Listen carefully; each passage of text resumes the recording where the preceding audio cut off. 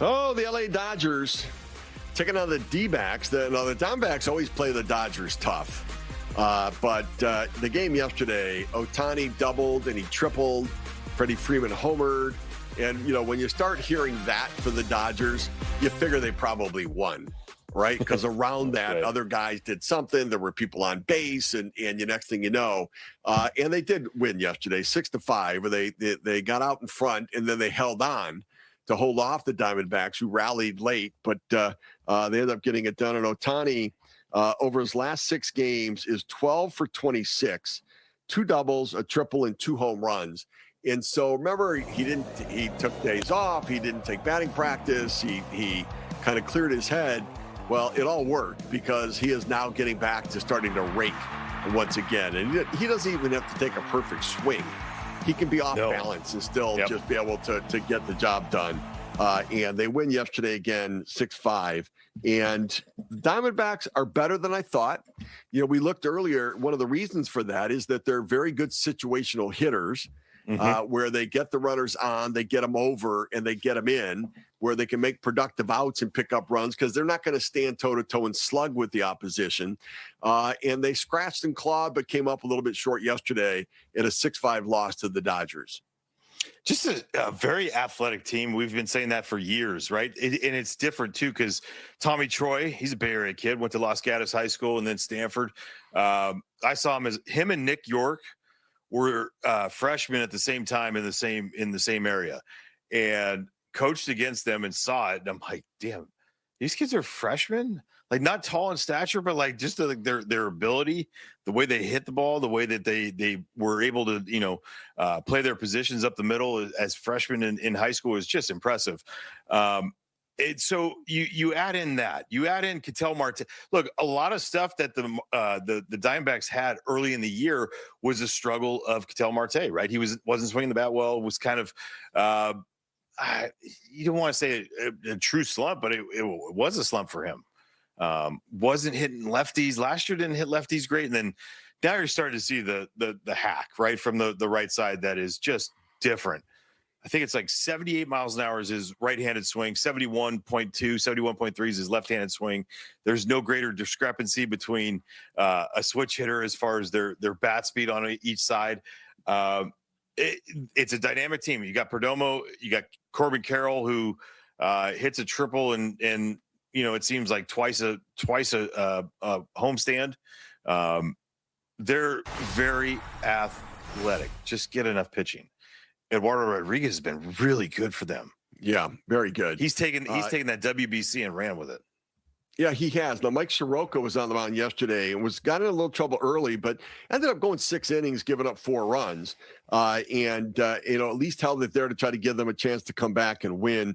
But Loaizaga ended up giving it up after Soroka came out, and the game got away a little bit. But they did come fighting back, did the Diamondbacks, and rallied late.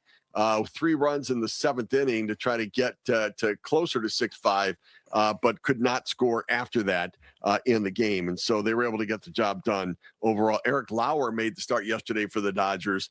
And, when the two teams, if you let a player go, you designate somebody, you put them on waivers, you release them, and either the Rays or the Dodgers claim them, you go to yourself, geez. Oh, man, what did we do? What did we miss? Maybe even the Brewers now. Right. What did we miss? Why is it that we don't like the guy? We don't think he can help us, but they do. Like, they're the Dodgers, and they're the Rays, who are the best at developing, and they're taking our guy, and now they're going to get something out of him that we didn't. Where did we go wrong? Right. That would be the very first question I'd ask is, wait a minute, what are they seeing that we're not? And I'd really want to study that. Because when those teams pick up your guy, it's a statement that they think you didn't get everything out of them that you could have.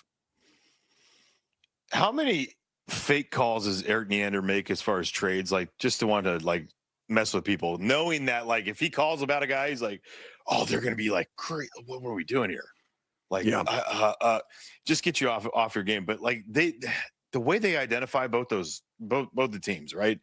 It's not just about the money. We talk about that all the time with the Dodgers. Not just about the money. The way they develop, the way that they're able to bring along guys that are like misfits. I mean, you go back to Justin Turner and Max Muncy, those two alone, and Chris Taylor, like 3 guys, right? But you see the development part of this with Emmett Sheehan, with Justin Wrobleski, what they're able to do within. You understand, okay, so we get these guys, we bring in a couple of these, we develop our own.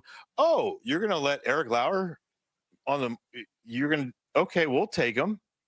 We love his stuff. We know exactly how we're going to get the most out of him. Yeah. And they sure have. I mean, it's ridiculous. Yeah, they are very, very good. Milwaukee, very good at it as well. And, you know, the Kyle Harrison story, 12 strikeouts yesterday in that outing.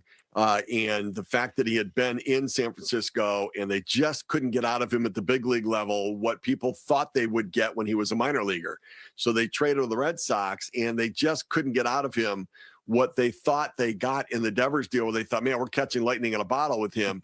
They still couldn't get it done. And I think that probably Andrew Bailey, who's the pitching coach in Boston, who was the pitching coach in San Francisco, probably put in a word, said, look, see if you can get this guy. He's got a good arm, but they couldn't get it done. So they traded Milwaukee. And now the fresh start, fresh language, same thing being said from some other voice. All of a sudden, he is figuring it out big time with that fastball. So, but the Dodgers get it done again and stay atop the NL West. All right, we're going to come back with the morning matchup, our picks to click. Who's going to get it done offensively tonight? We'll tell you next in the leadoff spot.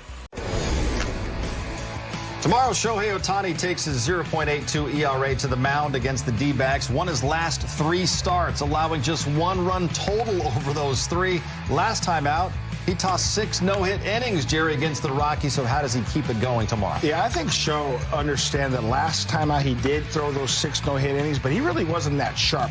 I expect him to be a lot more sharper against the D-backs there and be more efficient. Hopefully he pitches a little deeper in the ball game. He is fun to watch when he takes it. And also, he's going to be hitting as well. He will. Yeah. Fun to watch. I can't wait to see him lead off the game and go out there and do his thing on the mound. I mean, it's always fun to watch him. And, you know, everybody that's watching, enjoy. Because, like Freddie said, you're watching one of the greatest of all time. Pulling double duty for the 3rd straight game, the last 2 times against San Diego. And also Colorado, was it? Went deep. Yeah, I'm going to have a feeling Show maybe I call shot tomorrow night. Okay, we'll see about that. For Jerry, Adrian, I'm John. Thanks for watching. We'll see you tomorrow. Pregame 5:30.